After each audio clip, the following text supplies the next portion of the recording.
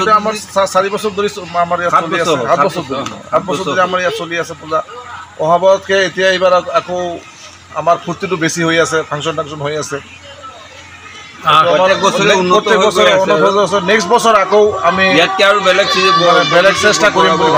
ভাবি আছো যোৱাবাৰতকৈ এবাৰ আৰু আৰম্ভণিপূৰ্ণভাৱে আমি বেছিকৈ হেৰি বেছি হৈছে বহুত বেছি হৈছে নেক্সট বাৰলৈকে আৰু বাহিৰৰ পৰা আৰ্টিষ্ট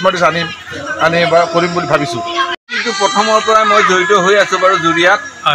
এইটো প্ৰথম গণেশ চতুৰ্থী আমাৰ ইয়াতে পতা হৈছে আজি 7 বছৰ আমাৰ ৰানিং হৈ আছে 7 বছৰ ধৰি সহায় কৰি আছো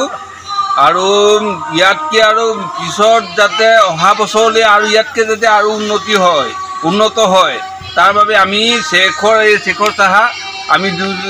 মানে গোটেইকেইজনে ইয়াৰ মিলি কৰি যিমানখিনি কৰিব পাৰোঁ আমি তাতকৈ আৰু উন্নত কৰিম বুলি মানে আমি মনত এটা সংকল্প লৈছোঁ কেনেকুৱা লাগিছে বহুত ভাল লাগিছে জুৰিয়া নিচিনা জেগাত আজি এনেকুৱা এটা গণেশ চতুৰ্থী অনুষ্ঠান পাতিছোঁ বহুত ভাল লাগিছে